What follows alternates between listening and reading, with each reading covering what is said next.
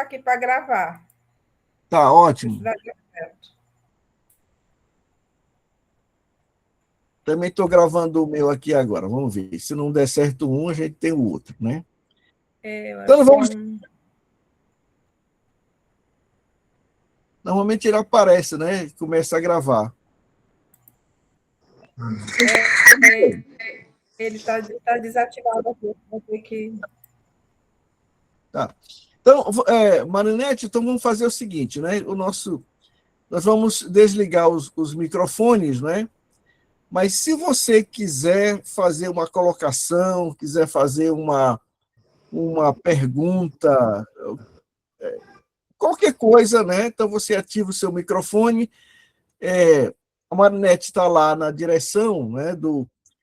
Mas eu também vou poder ver aqui, eu acho que vai dar para ver, porque aí embaixo, eu não sei se o celular é exatamente assim, mas na parte de baixo aí nessa barra embaixo, tem o ícone de uma mão, né?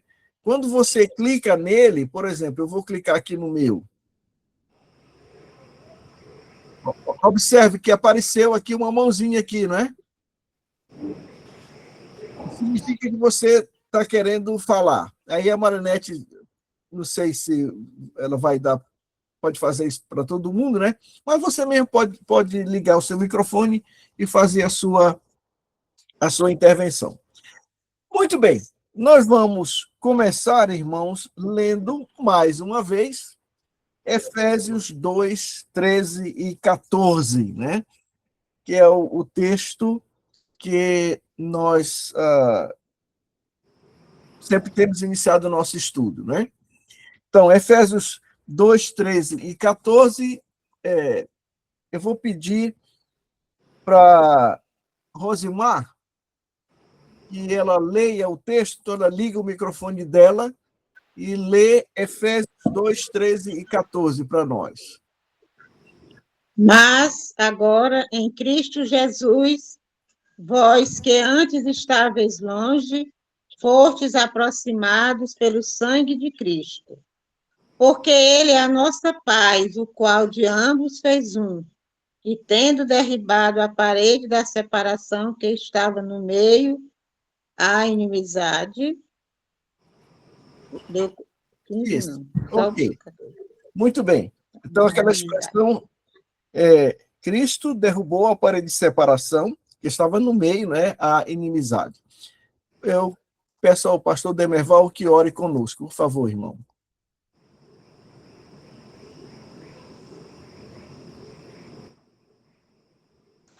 Ok, vamos orar. Pai bendito e amado, graças te damos, Senhor, mais uma vez por este encontro. Obrigado, Deus, pela tua palavra, agora aberta, que será estudado, Deus, por cada um de nós. Abençoa nestes momentos que aqui vamos passar, que a tua graça nos alcance mais uma vez aqui nesse estudo, que as tuas misericórdias, ó Deus, sejam sobre a vida de cada um dos nossos irmãos que aqui estão. Agradecemos por tudo em nome de Jesus. Amém. Amém. Dona Marinete, a senhora pode já mostrar o PowerPoint?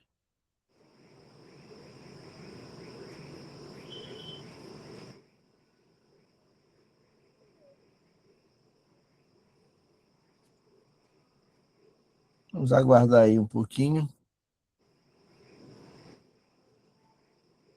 Olha.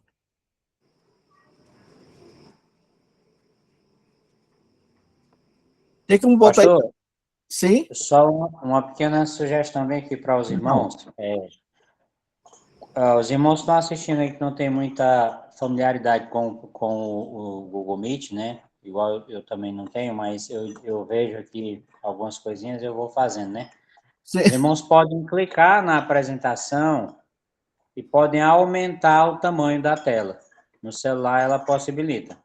Quando a gente clica na imagem que a irmã Marinete está apresentando, você pode, com os dedos, aumentar a tela. Se algum irmão queira aumentar, pode deitar o celular também, se estiver no giro automático, e ela vai ficar bem maior para a leitura.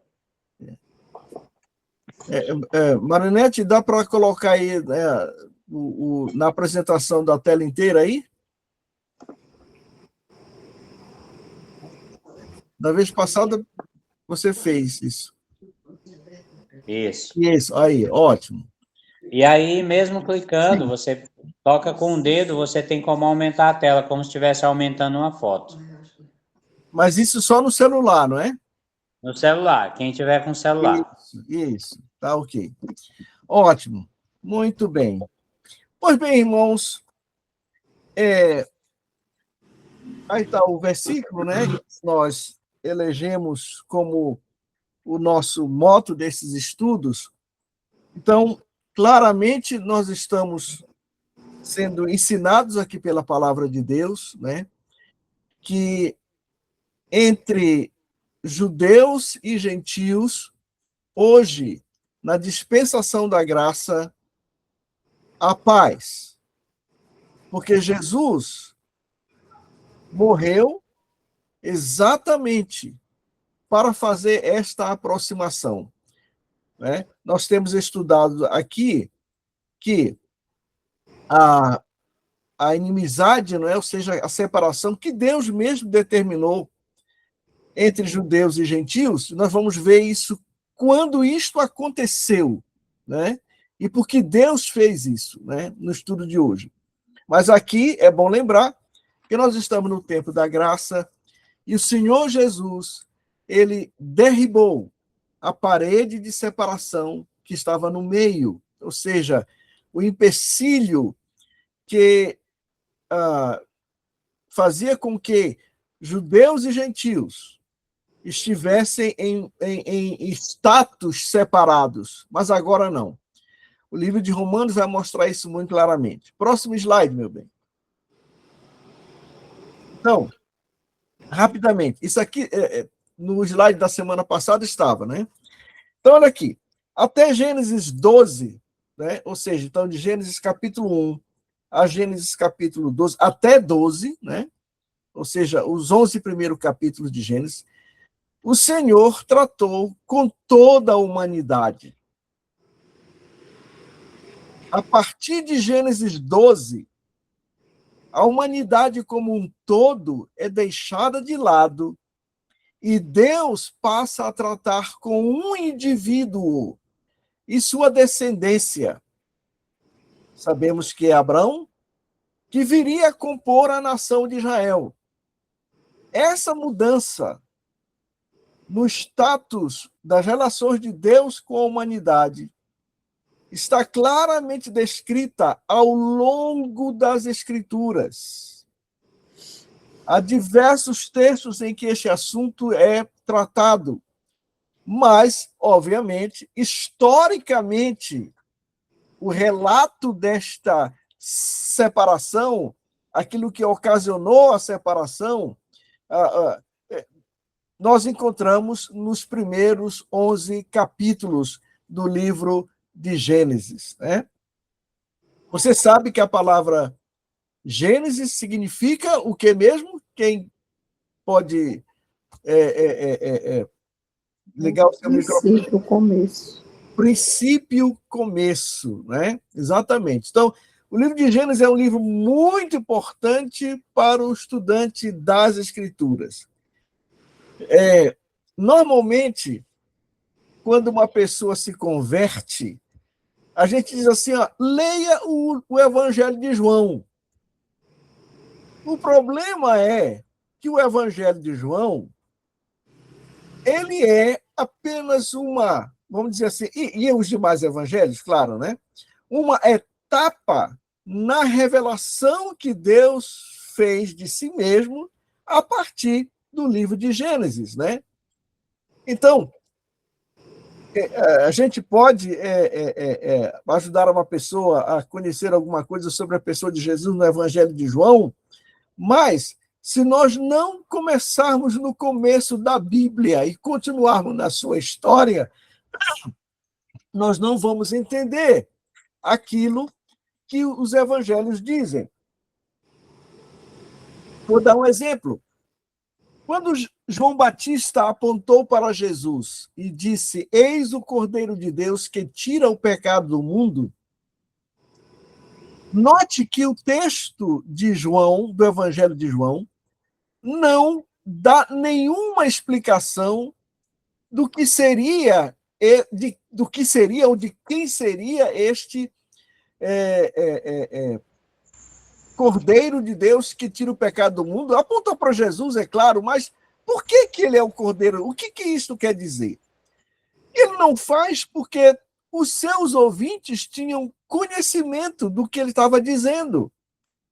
Eles sabiam o que era o sentido do Cordeiro de Deus que tira o pecado do mundo, né? E assim você tem muitos outros aspectos que estão nos evangelhos ou até nas epístolas que não há explicação do fato. Então você precisa ir para onde? Para a origem. Para a origem. Mais um exemplo. No dia do Pentecostes, capítulo 2 de Atos, nós vemos que a multidão, e que eram judeus, tanto locais quanto judeus que tinham vindo do que se chama a dispersão, né, prosélitos também, eles fizeram uma pergunta para Pedro, né? Quando viram aqueles sinais, etc., o povo, os 12 apóstolos falando nas línguas que eles falavam nas suas terras de origem, eles ficaram confusos, né? Alguns disseram, esses caras estão bêbados, né? E Pedro, então, disse, não, olha, ainda é cedo de manhã e não é hora para você estar bebendo, né? Então, perguntaram, então, o que isto quer dizer? É uma pergunta, acho que é o versículo 16 de capítulo 2 de Atos. E Pedro disse, isto é o que foi predito, profetizado, escrito pelo profeta Joel. Bom, aí todo mundo sabia o que estava falando, né? Então, quando você for estudar Atos capítulo 2, você precisa voltar ao Antigo Testamento, ao livro de Joel especificamente, porque Pedro disse que a explicação daquilo tudo está lá no livro de Joel, né? Muita gente simplesmente não leva em consideração isso e vai atrás de Paulo, 1 Coríntios capítulo 13, o que não é correto fazer. Isso não é uma boa maneira. Nós temos que seguir a indicação de Pedro. Ele disse, isto é o que foi dito pelo profeta Joel. E aí continua a explicação. Então precisamos voltar. Então o Antigo Testamento, como um todo, é muito importante. E o livro de Gênesis, obviamente, né, é o começo de tudo. Na verdade, o livro de Gênesis é a porta que abre a revelação de Deus, né? E que se fecha, vamos assim dizer, em termos da escritura, no livro do Apocalipse, né? Então, muita coisa que nós vemos no livro de Gênesis, que foi, vamos dizer assim, estragado, né, pelo pecado, lá no Apocalipse você vai ver essas mesmas coisas recuperadas, né? Então, como alguém disse, do paraíso perdido ao paraíso recuperado, né?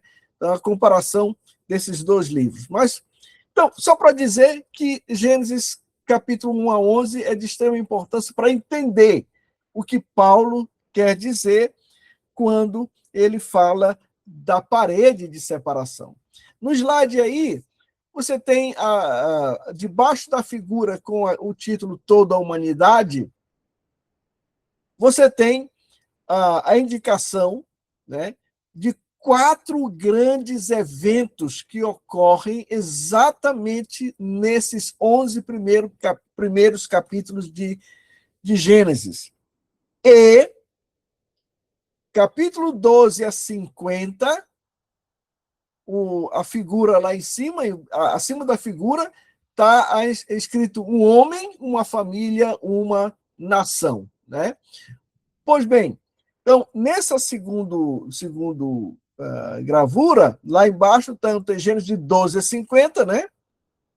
Você tem, mais uma vez, o número 4 que aparece. Aqui são 4 grandes personalidades. Você pode dividir o livro de Gênesis nessas 2 grandes partes, capítulo 1 a 11, 4 grandes eventos, 12 a 50, 4 grandes personalidades, né? Os 4 grandes eventos são a criação, os 2 primeiros capítulos, a queda e as suas consequências imediatas nos capítulos 3 a 5, o dilúvio com a sua motivação e suas consequências, capítulos 6 a 11, e o episódio que domina os capítulos 10 a 11, que é o que nós conhecemos como a Torre de Babel, né? Nós vamos olhar isso hoje. Do lado de cá, da direita, os 4 grandes personagens são Abrão, note que eu estou usando a terminação Abrão e não Abraão, né? Porque no começo, você sabe, nós falamos disso na vez passada, Deus mudou o nome de Abrão para Abraão. Então nós temos Isaac, o filho de Abraão, Jacó, o neto de Abraão, né? E José, o bisneto de Abraão. Então esses 4 grandes personagens dominam o restante do livro de Gênesis. E você pode estudar a vida de cada um deles exatamente seguindo as referências que estão aí. Então, muito bem divididas, né?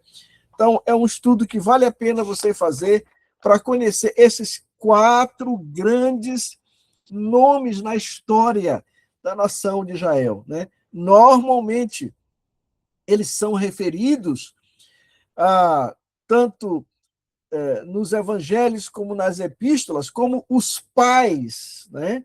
Os pais, porque eles são realmente aqueles que iniciaram, né, a nação de Israel. Próximo slide, Marinete. Repetindo mais uma vez, né? Até Gênesis 12, Deus trata com toda a humanidade. Mas de 12 em diante, Gênesis 12, até nós chegarmos no apóstolo Paulo, nós vamos observar que Deus se dirigia à nação de Israel. E o seu propósito, como nós já falamos muitas vezes, foi, através da nação de Israel, atingir os gentios para levá-los à adoração do Deus verdadeiro, né? Por que Deus fez isso? Essa estratégia que Deus utilizou para realizar o seu intento original, né? Pois bem, olha o que está aí. Nesse texto de Romanos 1, 18 a 32, que nós já olhamos aqui, Paulo fornece as razões da necessidade do evangelho de Cristo, que é o poder para a salvação de todo aquele que crê. Ora, se o evangelho é o poder para a salvação de todo aquele que crê, é evidente que todo aquele que crê antes de crer, ele está perdido. Precisa de salvação, né? Então, é exatamente isso que nós vamos observar. O desenvolvimento dessa situação de perdição que o homem se encontra, né? Então, eu coloquei aqui para você mais tarde, na sua casa, examinar direitinho, né? Então, repare bem, no capítulo 1, versos 18 a 19, Deus, através do apóstolo Paulo, nós estamos falando de Romanos, né? Ele levanta uma acusação de um modo geral. Nós vamos daqui a pouco só olhar o texto, né? Depois dos versos 20 a 23, o apóstolo Paulo mostra as acusações específicas que Deus faz contra esses que rejeitam a sua palavra, né? E tudo isso por quê? Porque rejeitaram a revelação de Deus. E aí você tem, no verso 24, a expressão que diz Deus os entregou. Verso 26, Deus os abandonou. E, finalmente, no verso 28, Deus os entregou. Próximo, Marinete. Pois bem, eu coloquei aqui o texto todo, tá? Justamente para que você, mais tarde, abra a sua Bíblia e olhe isso lá. Então, aqui, em Romanos 1, 18 e 19, o apóstolo Paulo faz a acusação geral, né? Porque do céu se manifesta a ira de Deus sobre toda a impiedade e injustiça dos homens que detêm a verdade e injustiça, porquanto o que de Deus se pode conhecer, nele se manifesta porque Deus o manifestou. Essa é a acusação geral. Aí vem as específicas, né? Lembre-se que é Paulo falando, inspirado pelo Espírito Santo de Deus. Então ele diz, porque as suas coisas invisíveis desde a criação do mundo, tanto seu eterno poder como a sua divindade, se entendem e claramente se veem pelas coisas que estão criadas, para que fiquem inexcusáveis. Não esqueça, essa palavra é importante, porque o que Paulo está mostrando aqui é que os homens que vão à condenação eterna vão, não porque são inocentes, porque nada sabiam, mas Deus está dizendo, eles não têm desculpas a apresentar. Não tem desculpas a apresentar. Ele vai provar isso, né? Porquanto, e aí vem, tendo conhecido a Deus, não glorificaram como a Deus, e através da criação, né? E da consciência, nem lhe deram graças, antes seus discursos se desvaneceram e o seu coração insensato se obscureceu. Dizendo-se sábios, tornaram-se loucos e mudaram a glória do Deus incorruptível em semelhança da imagem do homem corruptível, e de aves, e de quadrúpedes, e de répteis. Irmãos, eu sempre costumo dizer, quando trato desse texto aqui, que o problema do homem em relação a Deus, né? Eu comprei um livro um dia desse, chegou a semana passada aqui, chamado Não Tenho Fé. Olha como é que é o título aqui. Não tenho fé suficiente para ser ateu, né? O título é jocoso, mas ele vai mostrar exatamente isso que o apóstolo Paulo está dizendo. O problema do homem, na sua recusa em ouvir a Deus, não é um problema mental, de raciocínio, de avaliar as coisas, de enxergar as coisas e ver que toda causa, né, que todo efeito, tudo aquilo que está ao nosso redor é efeito e que reclama por uma causa. Ou seja, a criação fala do Criador. Isso é uma coisa que a nossa mente, ela é, vamos dizer assim, obrigada a chegar a esta conclusão, né? Porque nós não admitimos, a nossa mente não admite que uma coisa simplesmente apareça aí, você está aí na sua sala aí agora, e de repente, aí aparece um elefante na sua frente. Não. Né? Se você sair por aí dizendo, olha, eu estava assistindo estudo bíblico, e de repente um elefante apareceu na minha frente, o pessoal vai lhe internar, vai chamar o SAMU e dizer, interna esse camarada aí, porque não está bom da cabeça. Né? Porque todo efeito necessita de uma causa. Se aparecer um elefante na sua sala, porque alguém botou lá esse elefante. Né? Então, o problema do homem não é que ele não seja capaz de reconhecer a Deus através das coisas criadas, de raciocinar. O problema do homem é o coração. Veja que o apóstolo Paulo disse, né?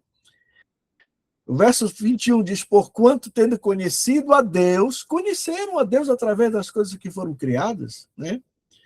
Não glorificaram como Deus, nem lhe deram graças. Antes em seus discursos se desvaneceram e o seu coração insensato se obscureceu. O problema não é a mente, o problema é o coração, é a vontade. O profeta, acho que Jeremias, disse que o coração do homem é corrupto e desesperadamente corrupto. Né? Então, o problema não é uma questão de mente, não é que nós não possamos aceitar a existência de Deus. Na verdade, é que o homem não quer aceitar a existência de Deus, porque no momento que ele aceita a existência de Deus, ele fica responsabilizado diante deste Deus, obviamente. Né? Obviamente. Então, o homem prefere negar o que sua mente lhe impõe para seguir os ditames do seu coração pecaminoso. Essa é a sua tragédia, né? Então, dizia, o seu coração insensato se obscureceu. Enquanto a mente foi iluminada pela verdade que salta da criação, o coração diz, não, eu não quero servir esse Deus. E a questão é que a vontade do homem aí prevalece, né? Então, essa é a tragédia do ser humano. Próximo, Marinete. E aqui, veja, o que aconteceu como resultado da rejeição à revelação de Deus. Note bem o argumento do apóstolo Paulo. Ele não está dizendo, né, que essas coisas que eu coloquei aqui em vermelho, que é o texto bíblico, são a causa da rejeição. Eles rejeitam e, por isso, então, eles ficam nesta situação. Porque quando você... Vou mudar aqui a palavra. Quando você não. Quando o homem rejeita a revelação de Deus, o que resta? Se a pessoa recusa ouvir a palavra de Deus, acabou a história, né? Então, o homem vai seguir os seus próprios caminhos, o resultado será o quê? Afastamento da pessoa de Deus e cada vez piorando. Meu bem, volte lá. Volte lá, volte. Você está indo para frente. Ih, volte. A mulher está apressada hoje. Volte aí. Aí, esse aí. Muito bem. Vamos ver se dá para colocar na tela grande aí. Muito bem. Então, repare bem que há 3 consequências da rejeição da revelação de Deus. Verso 24. Por isso também Deus os entregou às concupiscências de seus corações. Aí vem o resto, né? A imundícia para desonrarem seus corpos entre si. Por quê? Porque mudaram a verdade de Deus em mentira e honraram e serviram mais a criatura do que o Criador, que é bendito eternamente. Amém. Primeiro resultado da rejeição da revelação de Deus. Verso 26. Por isso Deus os abandonou às paixões infames. Segunda consequência.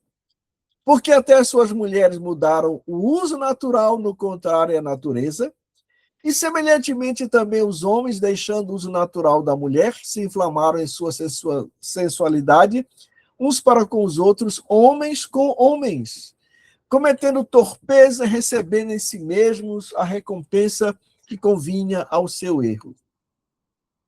Repare bem, Paulo está dizendo aqui, e é bastante claro, que o lesbianismo e o homossexualismo são resultado, não são a causa, são resultado da rejeição à revelação de Deus. Isto é muito claro. Né? Por exemplo, a Bíblia é muito clara, ainda que o mundo diga o contrário, e até eu seja... corra o perigo de ser processado e levar até cadeia por dizer essas coisas, né? Mas note, o que a palavra de Deus diz acerca do homem como homem, na linguagem bíblica, o macho e a fêmea, né? A Bíblia diz que Deus criou Adão e Eva, macho e fêmea. Deus não criou, como alguém disse, Adão e Ivo.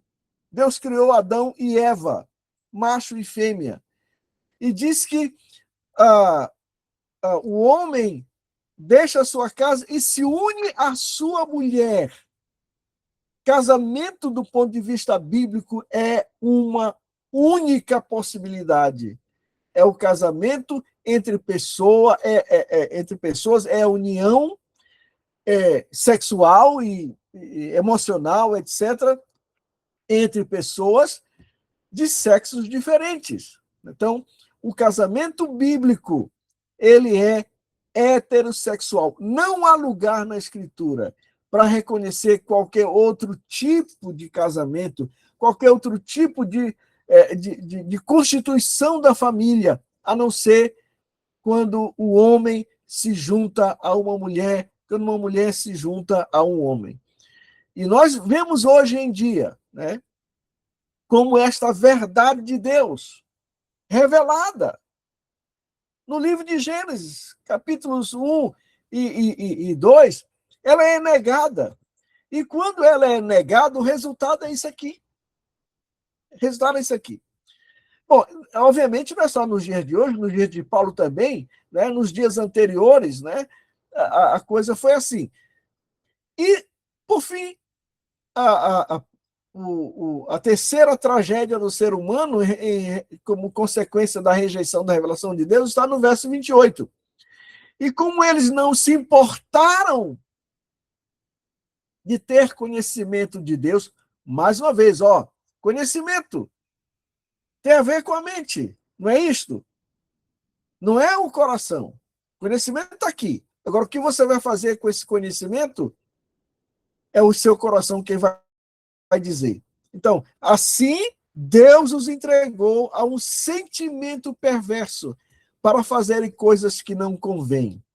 E quando você lê o resto do texto, você vai ficar abismado, né? O texto é como se você estivesse assistindo o jornal dos dias de hoje. Aberrações. Eu estava ontem ali fui lá tratar os pés com a Thalita, e a pessoa que estava cuidando lá dos pés, tirando as cracas do meu pé, ela mencionou. Gente, eu fiquei assim assustado, né?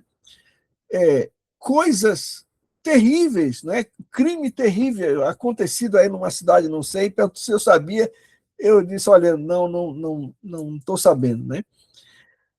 E é interessante, né, que aí estão as coisas acontecendo, né?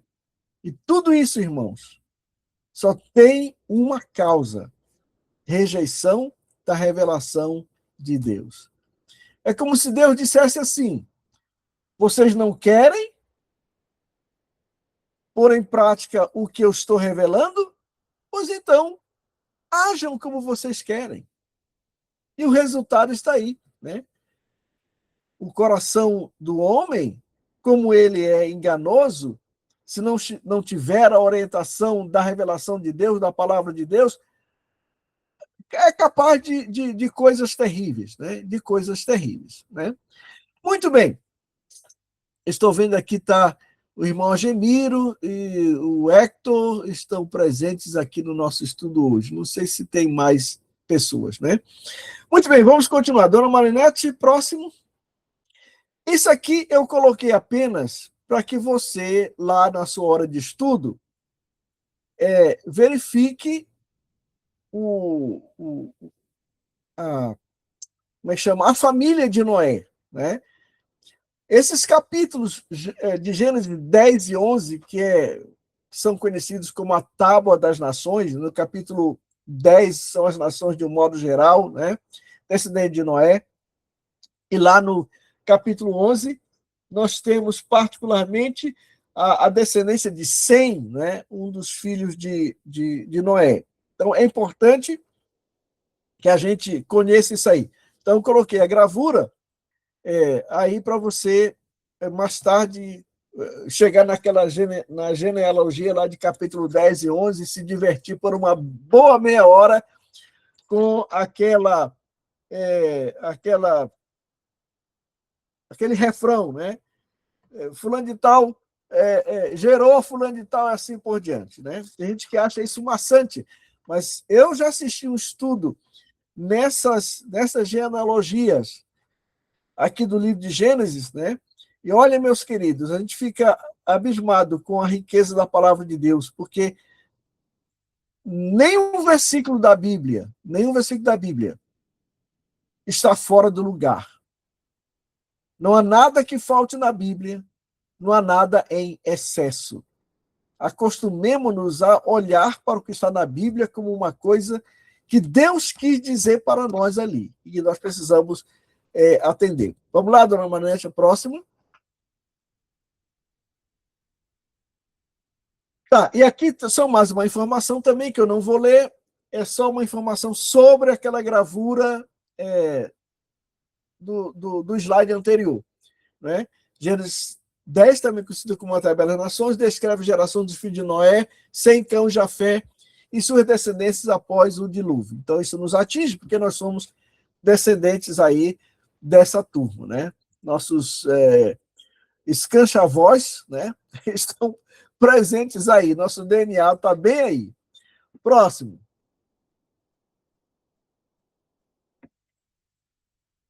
Muito bem. Agora, irmãos, isso aqui, olha, nós vamos começar aqui e depois nós vamos ir para a nossa apostila, porque lá tem muita coisa e eu não quis encher aqui o slide de muita informação. Mas eu coloquei na folha e você tem lá na sua mão ou está no seu computador todas essas informações aqui. Então, olha só, o que nós podemos notar nos capítulos de 1 a 11 do livro de Gênesis? Eu escrevi aí, olha, há um padrão a ser observado e, obviamente, estudado. Né? Então, nesses capítulos de 1 a 11, você vai encontrar repetidas vezes este padrão.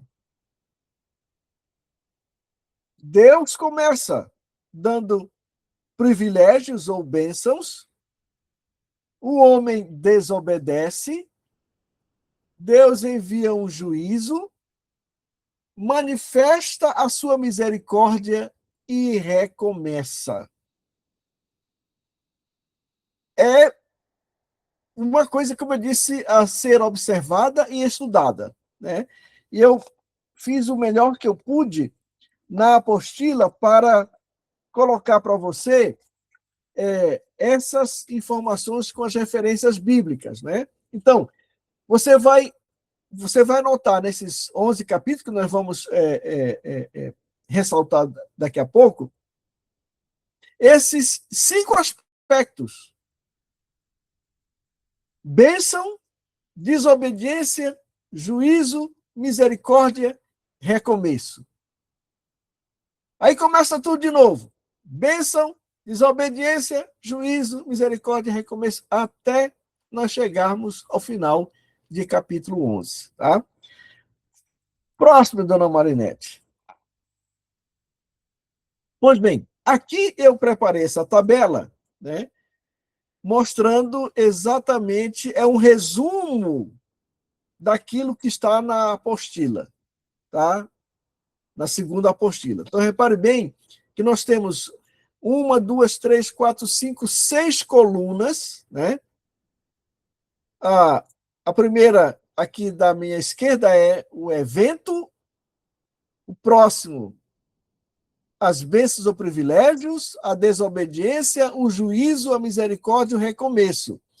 E aí você tem 3 textos bíblicos. Gênesis de 1 a 4 é o primeiro grupo, né? Onde você vai observar esses 5 aspectos do padrão: bênção, desobediência, juízo, misericórdia e recomeço. Gênesis 1 a 4. O segundo grupo é Gênesis 4 a 10, né? Porque engloba uma parte do texto, os irmãos vão ver depois. Então, a mesma coisa, tá? E depois, o último é Gênesis capítulo 11, né? Que começa, na verdade, lá em capítulo 9, verso 19. Então, repare bem, aqui tem um resumo. Observe que aqui no final, não sei se a Marinete podia apontar aí na primeira linha de Gênesis 1 a 4, lá no final, 4, de 1 a 5, lá no final, em cima. Aí, observe que tem um asterisco, não é?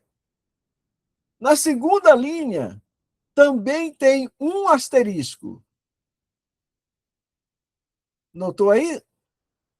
E na terceira linha, nós temos 2 asteriscos. Então, conquanto nós tenhamos no primeiro, segundo, terceiro grupo, tudo igual. Bênção, desobediência, juízo, misericórdia, recomeço. Mas no primeiro e no segundo grupo, você vai notar, eu coloquei lá embaixo a legenda, o recomeço que Deus faz, ele faz com toda a humanidade. Nós vamos olhar isso daqui a pouco. Mas quando nós chegamos no capítulo 11, a última, nós temos bênção, desobediência, juízo, misericórdia, e Deus recomeça. Mas desta feita, Deus recomeça não mais com toda a humanidade, mas apenas com uma família. A família de Abraão, mais tarde chamada de Abraão. Uma família para dela fazer uma grande nação com o propósito de abençoar toda a humanidade. Tá? Então, percebeu? Né? O padrão é o mesmo para os 3 grandes textos. Né? Privilégio, desobediência, juízo, misericórdia e recomeço. Porém, na terceira etapa, no terceiro grupo, que é o final, já no capítulo 11, o recomeço que Deus fez com toda a humanidade no primeiro e na segunda etapa, no terceiro, não é mais com toda a humanidade. É por isso que eu escrevi lá no começo, né? Que até capítulo 11, Deus trata com toda a humanidade, mas depois daí, ele trata com o homem e sua descendência com a finalidade de abençoar a todos. Mas vai notar esta diferença. É a partir do capítulo 12 de Gênesis, que nós não vamos estudar, mas você pode lembrar de fazer isso na sua casa, você vai verificar que Deus estabeleceu determinadas coisas para fazer uma distinção clara entre os descendentes de Abraão e aqueles que não eram descendentes de Abraão. Né? Eu quero enfatizar mais uma vez que, apesar de Deus ter, na sua providência, deixado de lado, a partir do capítulo 12, toda a humanidade para tratar apenas com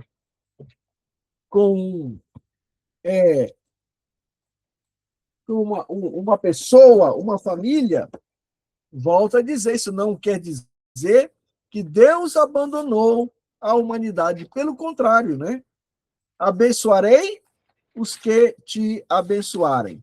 Se você fizer um estudo que eu fiz aqui, posso até mais tarde mandar para os irmãos, você vai notar que durante a história de Israel, muitos e muitas que não eram da semente de Abraão, que não eram descendência de Abraão, juntaram-se à descendência de Abraão, à nação de Israel, porque reconheceram que Deus estava presente naquela nação.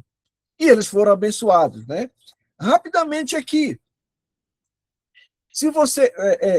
eu vou apenas... É apenas uma lista. Eu procurei fazer isso com diversos aspectos, mas olha, quando o povo de Israel saiu do Egito, lembre-se que não foram apenas israelitas que saíram de lá.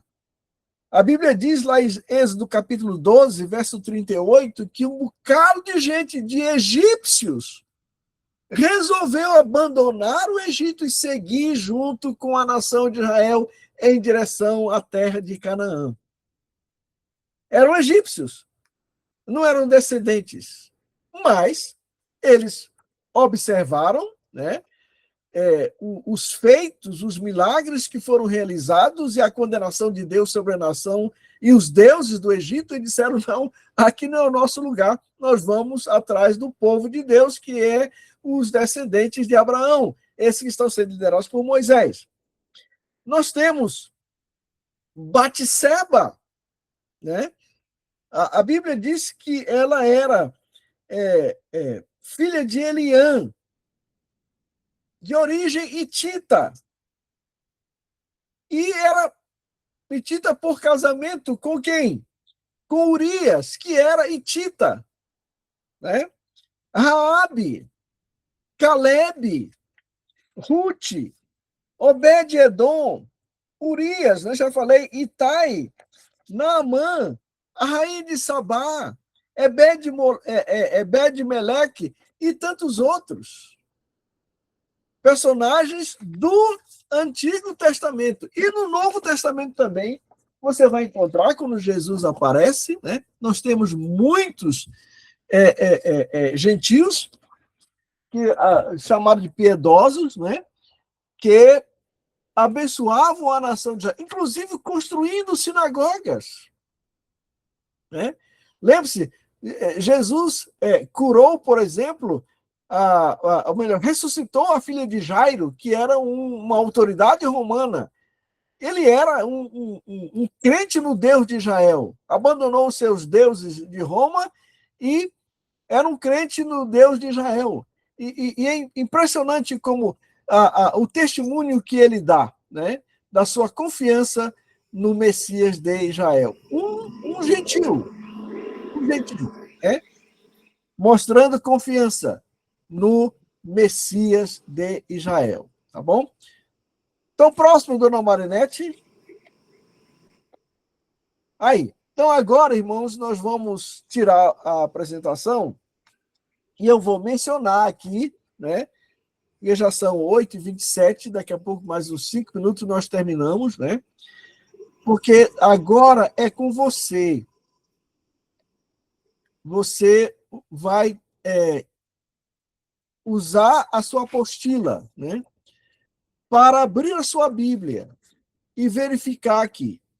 Então, esse estudo aqui, como eu disse, ele é uma ampliação de uma parte do estudo anterior, né, que nós fizemos, né? E esse estudo anterior, eu apenas toquei, botei o gráfico lá, e aqui ele está expandido com mais pormenores, mostrando, né, quem é quem, como eu disse, na fila do pão, né? Então, nessa segunda apostilazinha, a minha aqui tem 3 páginas, né? Eu repito o que coloquei na outra, né? Disse até Gênesis 12, Deus tratou com toda a humanidade, etc, etc. Lá está o gráfico, né? Logo abaixo. E então nós passamos daí a examinar esses 3 ocasiões, né? Em que Deus tratando com a humanidade, vê desobediência, lhes concede privilégios, bênçãos. Há desobediência, o juízo vem, mas Deus mostra misericórdia e recomeça. É o padrão. Então, o primeiro aqui, evidentemente, né? Gênesis de 1 a 4, nós temos a criação e queda. Esse é o primeiro grande evento. Então, repare bem, tem assim, privilégios. Quais foram os privilégios que Deus concedeu aos nossos primeiros pais? Eu apenas vou ler, não tem como a gente ir para o texto bíblico, né? Espero que os irmãos façam isso, mas como são textos que nós conhecemos bem. Mas veja, é possível que eu tenha deixado de lado bênçãos e privilégios. Certamente você pode encontrar outras na sua Bíblia. Mas olha, foram criados à imagem e semelhança de Deus. Foram postos num jardim aprazível, no Éden. A palavra Éden quer dizer deleite, prazer ou lugar de delícias. Quem plantou este Éden, este jardim, este lugar de delícias? O texto diz que foi Deus quem plantou. Né? Deus quem plantou. Deus deu o domínio, ou seja, o poder de submeter peixes do mar, aves do céu, gado, todo réptil sobre a terra. Deus deu essa capacidade de dominar a Adão. Normalmente nós passamos por cima da Escritura, lemos apenas que Deus deu o domínio a Adão. Está aqui o versículo, deixa eu só, eu acho interessante, versículos 26 e 28 de Gênesis capítulo 1, o texto diz assim: E disse Deus, façamos o homem à nossa imagem, conforme a nossa semelhança, e domine sobre os peixes do mar, e sobre as aves dos céus, e sobre o gado, e sobre toda a terra, e sobre todo o réptil que se move sobre a terra. E lá no verso 28, está assim: Deus os abençoou e disse, e Deus lhes disse, frutificai e multiplicai-vos, enchei a terra, sujeitai-a, dominai sobre os peixes do mar, e sobre as aves do céu, e sobre todo animal que se move sobre a terra. Como é que alguém... Você conhece alguém que tenha o domínio dos peixes do mar, das aves do céu e de todo animal e réptil que anda sobre a terra? Você conhece alguém? Olha, eu já sou um bocado velhinho, né? Vou fazer 74 anos este ano. Não conheço. Pois é. Eu acho que o Aquaman domina os peixes do mar. Não entendi, Elides. O Aquaman, pastor. Mas não. Iraídes. Pois é. São esses heróis, né? Entre aspas, né? Então, repare bem, como é que Adão poderia dominar sobre os peixes no mar, portanto, e dominar o mar, as aves do céu e dominar o céu atmosférico, né? E toda a extensão da terra, se ele não fosse dotado de poderes especiais para assim fazer? Eu sei que se você domar um cachorro ou um gato, ele é capaz de obedecer você. Mas é só um ou dois. Mas você dominar sobre todos os animais, os peixes do mar e as aves do céu. Então, Deus criou Adão com um potencial de administrar a criação que ele fez, que é algo que nós nem podemos imaginar. Então, o que está dizendo... Como é que o Adão e sua esposa iriam sujeitar e dominar, administrar tudo aquilo, se eles não pudessem comandar as coisas, né?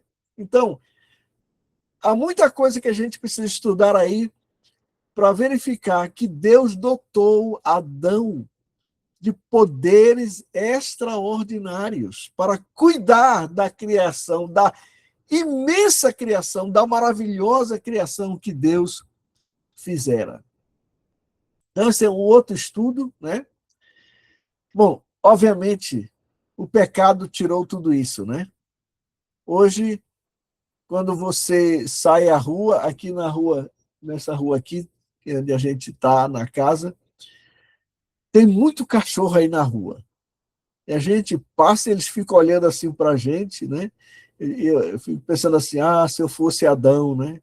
Dizia, sai daqui, porque eu fico com medo de espantar e ele pular em cima de mim, né? Por quê? O pecado estragou tudo isso, né? Então, irmãos, seguindo, Deus providenciou a alimentação, né? Deu, olha, está aqui, comam de tudo aqui. Providenciou alimento para os animais também. Eu estou encarregado aqui, nesses dias, de botar comida para a gata. A Tiffany, que veio conosco lá de Imperatriz. Veio com a dona Marinete e as duas meninas. Então, todo dia, 6 horas da manhã e 6 horas da tarde, né? Já que a dona Marinete não está aqui e as duas meninas não estão, então sou eu que tenho que botar comida, né? Mas olha, Deus providenciou isso de maneira maravilhosa para todos os animais, né? Deus não precisa se levantar às 6 horas da manhã e vai fazer isso todo dia, né? Bênção. Pastor Telas, Pois não. eu fico pensando também na sabedoria que Deus deu para Adão, e especialmente no quesito memória, né? Você já imaginou que é uma pessoa decorar e pôr o nome de tudo que é bicho que se conhece? Não Pois é é. uma mente comum, né? Porque às vezes a gente esquece o nome de uma pessoa. Agora você imagina a quantidade de animais, aves, peixes do mar, porque é um universo, cada uma dessas coisas, né? É Para verdade. se catalogar. Agora você imagina Adão dando nome a todos eles. Tinha que ter uma memória mesmo assim extraordinária, né? É uma mente extraordinária. Deus o criou com esses poderes excepcionais, né? Eu fico Bem pensando lembrado. também no Sim. trato de Adão com os animais marinhos, né? Como é que se dava esse contato? E aí eu me lembro de uma ocasião que Jesus aparece caminhando por sobre as águas, né? Sim. E aí eu fico me perguntando se Adão não fez aquilo, É bem porque, provável, né? né? Aquela referência de Jesus andar por sobre o mar, ela não pode ser uma coisa assim só extraordinária, né? Nesse ponto de vista, porque quando Jesus acalma a tempestade, alguém pergunta assim: quem é este que até os ventos e o mar se sujeitam à sua voz, né? E é um exemplo de domínio que a gente vê ali. Sim, Eu sim. imagino, assim, na minha imaginação, eu até, um tempo desse, pensei de fazer pesquisas, né, a respeito dessa questão de Adão, né, essa referência que a Bíblia faz de Jesus andando sobre o mar, se não seria de certa forma, uma demonstração de controle no sentido do início da criação, da Gênesis, né? Sim. Eu pude dizer, como é que Deus ia entregar para Adão o cuidado de toda a criação se Adão não tinha como dar conta daquilo, né? Exato. Né? Então, sim, a Ivonete, diga, Ivonete.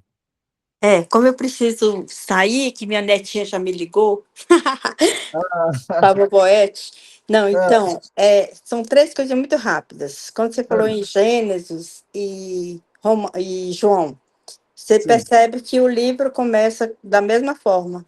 No princípio, criou Sim, Deus os céus e a terra. E João, no princípio era o verbo estava com Deus e o verbo era Deus. Então, é uma correlação muito, muito interessante e que a gente entende que quando a pessoa fala, melhor ler João, porque ali está escrito quem era Deus no início, no princípio, e ele era o mesmo, né? O princípio era o verbo estava com Deus e o verbo era Deus. Então é muito interessante, é muito profundo essa, esse paralelo. esse paralelo. Achei Isso. muito, muito importante. Segunda coisa, cadê, Ivonete? Anotei aqui. Romanos 1, quando ele fala dessa depravação, né, humana, então, Paulo estava escrevendo para Romanos da igreja de Roma, Sim. certo? Em tese, aquelas pessoas estavam na igreja. Aí eu fico pensando, trazendo para os nossos dias hoje, aquele pessoal lá que Paulo estava falando, lá da igreja de Roma, tinham conhecimento da verdade, eles tinham conhecimento, só que eles não eram, como a gente fala hoje, não eram convertidos. Eles estavam lá convencidos, mas não eram Sim. convertidos. É o que eu penso. Como hoje tem muitas pessoas que estão nas igrejas, que têm conhecimento, que assistem e tal, mas não são libertos do pecado, ficam praticando o pecado. E ali está falando que Deus realmente rejeita as pessoas que tais coisas praticam. Então, é isso que eu pergunto. Eram pessoas lá da igreja de Paulo, que Paulo estava escrevendo, mas eram pessoas que não estavam vivendo conforme a palavra de Deus, conforme o que diz a palavra, né? Então, Sim. eles rejeitaram a verdade. Eles sabiam da verdade, mas rejeitavam a verdade. Como diz no versículo, que a pessoa fala, confessa com os lábios, mas o coração está distante, está longe, né? Isso é a segunda parte que eu estava notando. A terceira era a última coisa que você estava falando aí. E agora? Era tão importante que era uma dúvida que eu ia tirar. Qual era o último assunto que você estava falando? Ah, tá, já sei. Como você fala, que Adão, né, tinha dons sobrenaturais e tudo, porque era um homem que foi criado à imagem e semelhança de Deus. Mas essa imagem e semelhança de Deus, também a gente pode colocar para nós, hoje, nós somos feitos à imagem e semelhança de Deus, porque nós somos inteligentes, nós temos algumas características de Deus em nós. Então, hoje, nós podemos dizer também que nós somos feitos, né, criaturas de Deus, criados em Cristo Jesus, e somos a imagem e semelhança de Deus. Eu estou certa? Estou errada? Vamos começar pela segunda. Tá. Paulo está escrevendo aos Romanos, mas o que ele está dizendo aqui no capítulo 1 e 2 não é com a igreja de Roma. Ele está dizendo aos irmãos certo. de Roma o que acontece com os gentios. Até porque, veja só, como é que Paulo trata os irmãos da igreja de Roma. Só para ficar aqui no começo, né? Por exemplo, no versículo 6 de capítulo 1, ele diz assim: entre os quais sois também vós chamados para o quê? Serdes de Jesus Cristo, a todos os que estão em Roma, versículo 7, amados de Deus, chamados santos, graça e paz, paz de Deus, nosso Pai e do Senhor Jesus Cristo. Então, esta palavra de Paulo, que descreve essa situação de desprezo para com a revelação de Deus, não é os irmãos da igreja, né? Está falando, e sim a humanidade de um modo geral. Certo, né? certo. E Roma, é bom lembrar, né? Roma era exatamente isso, era uma coisa terrível, né? Dizem, né, que Roma caiu por causa da imoralidade. A gente sabe a história do Império Romano, né, uma coisa grandiosa, poderosa. No entanto, Roma se esfarelou. E esfarelou por quê? Por causa de coisas como essas aqui, né? Agora, quanto à questão eu estou tentando achar aqui. Achei. Da semelhança de Deus, a gente precisa ter cuidado com isso, né? Porque sim, nós trazemos em nós, né, a marca de Deus. Eu sempre lembro daquele momento quando Jesus, aquela discussão sobre se devia pagar imposto ou não a César, Jesus pediu uma moeda e ele perguntou aos seus discípulos, né? Porque a pergunta, pagamos ou não pagamos? Lembra que são judeus que estão debaixo do tacão de Roma, né? Então, Jesus pega uma moeda e diz: de quem é esta efígie, que é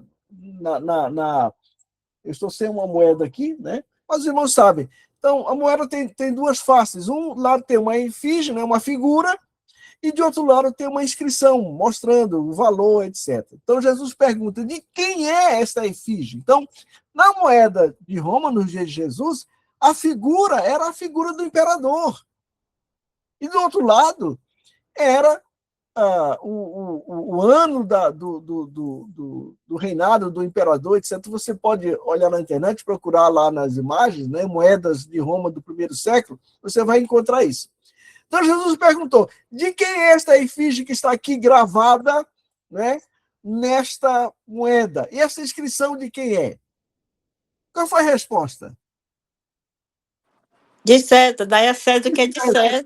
Então Jesus disse, olha, isso aqui é de César. Está aqui gravado o nome dele, a imagem dele. Dê isso para ele, é dele. Mas dê a Deus. Que é de Deus. Ou seja, então esse dê a Deus o que é de Deus, esse o que é de Deus, somos nós, somos criaturas de Deus. Então, assim como na moeda tem a marca de César, em nós também há a marca de Deus, né? Lamentavelmente, aquela imagem e semelhança original, ela foi borrada, vamos assim dizer, né? Borrada. Isso todos nós reconhecemos. É um versículo interessante aqui, em Gênesis capítulo 5, versículo 3, tá? Eu vou ler aqui os versículos de 1 a 3. Gênesis capítulo 5, versos de 1 a 3. Note só o que diz aqui. Este é o livro das gerações de Adão. No dia em que Deus criou o homem, a sua, o quê? A imagem e semelhança de Deus, né, o fez, como está lá Gênesis. Nos capítulos iniciais de Gênesis, capítulo 2, né? Repare bem, Moisés está dizendo aqui que no dia que Deus criou o homem, ele o criou, a semelhança de Deus o fez. Homem e mulher os criou e os abençoou, versículo 2, e chamou o seu nome Adão, no dia em que foram criados. Aí vem o verso 3. E Adão viveu 130 anos e gerou o quê? Um filho à sua semelhança, conforme a sua imagem, e pôs-lhe o nome de Sete. Então, repare que aqui não diz que Adão gerou alguém à imagem e semelhança de Deus. Não. Interessante. Né? Gerou a imagem e semelhança dele. Ou seja, pecado, né? É o pecado, nós somos pecadores, né? Não porque nós pecamos, mas nós pecamos porque somos pecadores, né? O problema é a Constituição. Eu me lembro muito bem, lá no seminário, em São Luís, havia um pé de... Deus do céu, esqueci o nome agora da fruta lá. Ficava bem... Era uma árvore enorme, né? Nunca deu uma fruta. Mas era o pé de um... Eu esqueci agora qual era a árvore. Uma árvore enorme, bonita, né? Nunca produziu nada. Você olhava para ele e dizia, aqui tem o pé de fruta tal, assim, né? Eu não sei se a Rosimar vai lembrar, ficava lá atrás, assim, da casa da... Não lembro. Eu só lembro dos saputiques, mas esse é a fruta. Já foi, mas atrás da casa da... Eu já esqueci, a mente não está... A americana que morava ali no prédio, junto com a dona Terezinha, a Doris. Atrás da casa da Doris estava esse pé de árvore lá. Nunca deu fruto. Mas era uma árvore de, vamos dizer, era uma mangueira, mas não deu nunca uma manga. Ou seja, o problema do ser humano não é nem o que ele faz, é o que ele é. Né? Não é o que ele faz, é o que ele é. Nós somos pecadores. O homem é pecador por natureza. Você é pecador por natureza, então ele comete pecados. Porque mangueira só dá o quê, meus irmãos? Manga. Então é isso. Então, repare bem interessante aqui. Volto a dizer. eu entendo que a Bíblia reconhece esta marca de Deus em nós. É por isso que Deus nos quer. Ele veio buscar e salvar quem? O perdido, Perdidos. né? Uhum. Porque nós temos a marca de Deus, mas também ele veio buscar e salvar foi o perdido, né? É justamente aqui. Nós trazemos, sim, a semelhança à imagem de Adão na queda. Lembre-se que capítulo 5 é depois da queda, né? Não sei se respondi. Sim, respondeu sim. Sim. Eu era toda feliz, né? Você me tirou um pouco da felicidade. Não, Isso é imagem e semelhança de Deus. não, Aleluia. calma. Tô brincando. Não, mas olha, Não, mas mas deixa eu falar isso. Por quê? Porque nós precisamos lembrar que esta imagem borrada de Deus no ser humano, nós que estamos em Cristo, nós como temos a habitação do Espírito de Deus. sim, é como ele falou, nós somos feitura dele, criados em Cristo Jesus. Jesus, para as boas obras. Interessante, exatamente. Ivonete. Irmãos, esse versículo de Efésios 10, né? Uhum. Nós somos feitura dele, criados. Em Cristo Jesus. A palavra grega lá para feitura é a palavra que nós traduzimos como poema. Uhum. Ou seja, irmão Zé Moreira, que eu estou olhando ali com a mão assim no... Ele é um poema de Deus. Deus está... Meus irmãos, eu não sei se eu dou um pulo aqui agora. Glória a Deus. Mas Deus está trabalhando conosco e trabalhando conosco. Lembre-se, o nosso futuro é brilhante. A palavra de Deus diz que o Senhor vai apresentar a sua igreja diante dos principados e potestades, santa, sem mácula, sem ruga, etc. Igreja gloriosa.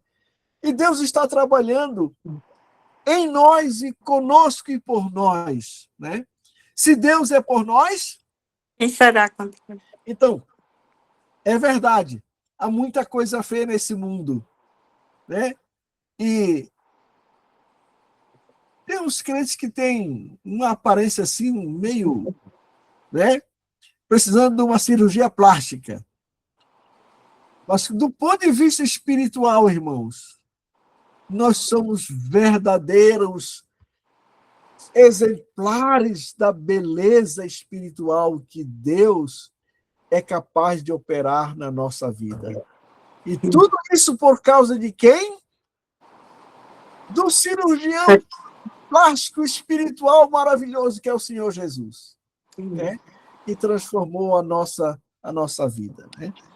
Amém. Então, nós vamos parar por aqui. Amém. Boa noite, gente. Eu vou ter que sair. Foi maravilhoso. Aprendi muito. E isso aqui é importante, a gente assimilar, processar e fazer a diferença na nossa vida, né? Isso. Amém? Um Dá abraço beijinho para na todos. neta, viu? Amém. Um abraço. Ok. Então, irmãos, olha, só vou terminar essa parte aqui e deixo com os irmãos para o estudo. Então, os privilégios, né? O Senhor providenciou companhia para Adão, ele tinha comunhão direta com Deus, ele era imortal, né? Ausência de sofrimento, trabalho prazeroso e sem fadiga, que é muito diferente dos dias de hoje, né, irmãos? Pureza e inocência e um casamento perfeito, né? Casamento perfeito. Adão olhou para a sua mulher, que ele chamou de varão, ele só vai chamar de Eva posteriormente, e disse: eita varoa maravilhosa, né? E se alegrou com aquilo. Mas nós vemos a desobediência também. Gênesis capítulo 3, verso 13, nós sabemos, né? Eu quero que o irmão depois leia. E disse o Senhor Deus à mulher: por que fizeste isso? E disse a mulher: a serpente me enganou e eu comi, e foi para Adão a mesma coisa. Desobediência. Qual o resultado? O juízo veio. Versos 14 a 20. Após a desobediência, Deus lançou uma maldição sobre a terra, sobre a serpente, e agravou a vida de Adão e de Eva com algumas coisas que hoje todos nós sofremos, né? Todos nós sofremos ainda. Então, leia aí. Foi um juízo sobre a serpente, juízo sobre Eva, juízo sobre Adão. Mas, apesar de tudo isso, irmãos, Deus mostrou misericórdia. Thalita chegou com as duas meninas aí, a Bia está fazendo festa com a gata já. Deus mostrou misericórdia. Como? Adão e Eva estavam nus e fizeram para si uma roupa que não resistiu o tempo, né? Diz que Deus fez roupas permanentes, duráveis, para cobrir Adão e Eva. Deus prometeu um redentor. Gênesis 3,15, versículo muito conhecido. E até na expulsão do Éden, Deus os expulsou de lá. Deus mostrou misericórdia. Por quê? Porque Deus sabia que se eles tivessem acesso à árvore do conhecimento do bem e do mal e fossem se alimentar dela, eles permaneceriam naquele estado de pecado eternamente. Por isso, eles foram impedidos de comer da árvore da vida, o que significava que não poderiam mais viver eternamente naquele estado de pecado. Né? Deus colocou querubins e uma espada flamejante para guardar o caminho da árvore da vida. Isso é misericórdia de Deus, impedindo que o homem aumentasse a desgraça que havia na sua... por causa do pecado, né? E aí, Deus já começa com toda a humanidade. Mesmo depois de tudo isso, Deus faz o quê? Cresçam e multipliquem-se. A terra continuou produzindo sustento material para eles. A esperança do Redentor estava presente, tanto em Adão como em Eva, e particularmente em Eva. O texto aí que eu quero que os irmãos leiam bem. Eva creu realmente na palavra do Senhor quando disse que o Redentor viria. Ela estava na expectativa de que logo dos seus filhos, dos seus rebentos, da sua semente, seria o Redentor. O texto está aí para você olhar. O nascimento de Sete, irmãos, é uma bênção para a humanidade. E nós temos outra coisa aqui. A figura de Enoque. E andou Enoque com Deus e não apareceu mais, porquanto Deus o tomou para si. Falou o Demóstenes, que acabou de chegar aqui agora. Deus o tomou para si.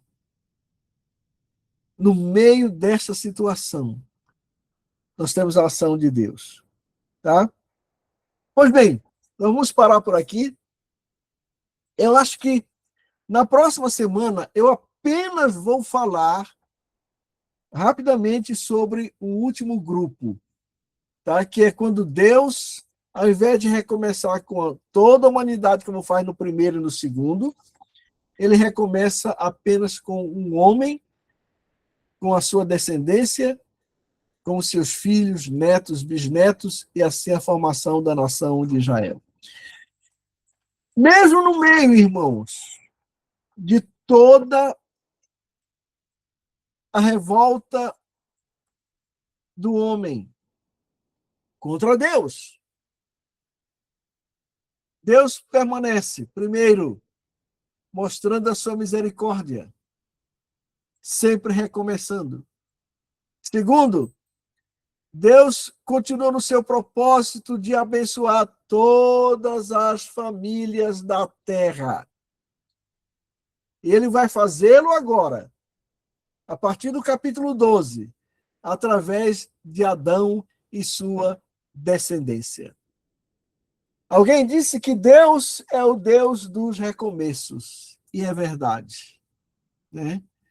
Lá no livro de Coríntios, no segunda epístola, o apóstolo Paulo diz assim, depois de falar de pecados presentes na sociedade, ele disse, tais fostes alguns de vós, mas vós nos lavastes, etc. Ou seja, Deus é o Deus de recomeços. É por isso que o evangelho anunciado pelo apóstolo Paulo aqui, naqueles 2 versículos que são o tema desta epístola, e Paulo diz o quê?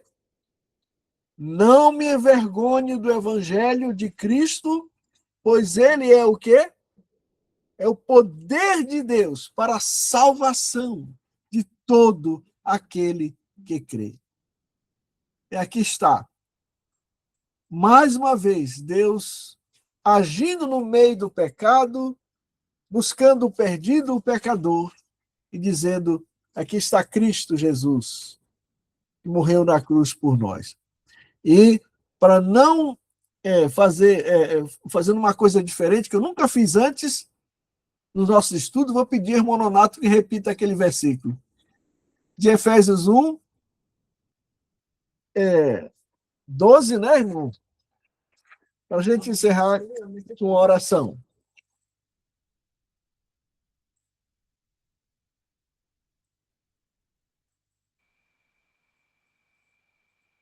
Está me ouvindo? Estamos? Pode falar, pode ler. Efésios 1:13. Em quem também vós, depois que ouviste a palavra da verdade, o evangelho da vossa salvação, tendo nele também crido, fosse selado com o Santo Espírito da promessa. Verso 14, irmão Nonato. 14 também. O 14? Sim. Eu esqueci agora. Qual é o penhor da nossa herança? Nossa. Hector, lê para nós aí o versículo 14.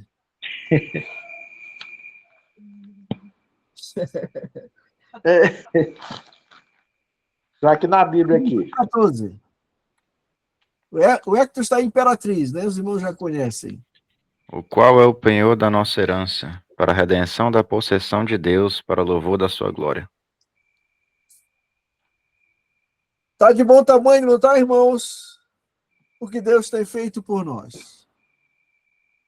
Vou pedir Amém. a minha querida cunhada Rosimar, que encerre esse período com oração.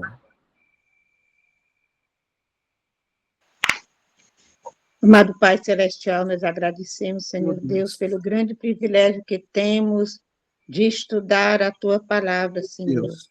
Nós agradecemos, meu Deus, porque apesar do pecado ter entrado no mundo, mas Tu providenciaste um meio para salvar a humanidade. E porque este evangelho nos alcançou, Senhor. E nós oramos que Tu, ó Pai, venha iluminar nossa mente para que possamos compreender a Tua palavra, Senhor, e vivermos neste mundo fazendo a diferença, Senhor Deus, sendo verdadeiros seguidores Teus, obedecendo a Tua palavra, Senhor. Que Tu abençoes cada pessoa que esteve aqui neste grupo, Senhor, que Tu esteja colocando nos nossos corações mais fome e sede de Ti e desejo de Te conhecer, Senhor. Que Tu continues abençoando também o pastor Silas. Continua, Deus, dando a ele, meu Pai, esse desejo mesmo que ele tem de enunciar a Tua palavra, Senhor, e que Tu esteja abençoando ricamente, Senhor. E assim, pedimos estas bênçãos, agradecendo tudo que Tu tens feito por nós, no nome de Jesus Cristo. Amém. Amém. Amém, Senhor Deus. Se alguém quiser alguma coisa... Nós temos hoje a minha cunhada Albertina lá na... Amém. Irmã Angelina tem. Se não, nós vamos encerrar aqui Graça e paz, meus amados irmãos. Uma boa noite e até quinta-feira da semana que vem, se Deus assim permitir. Amém.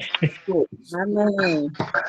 Quero mandar um beijo especial para a mulher mais bonita do mundo, que se chama Marinete Ferreira da Silva Chaves. Muita saudade. Olha aí. Eu estou matando ela hoje. Pois é, né? E parabéns pelo Netinho ou Netinha, Demerval? É Netinha. Netinha. Alicia. Como é que é o nome? Alicia. Alicia, muito bem. Tá. Agora em diante, tem todo o direito de virar besta. Você sabe disso, né? Todo avô é um besta. Então, boa noite, meus irmãos. Deus Boa abençoe. noite. Até mais. Boa noite. Estava aí.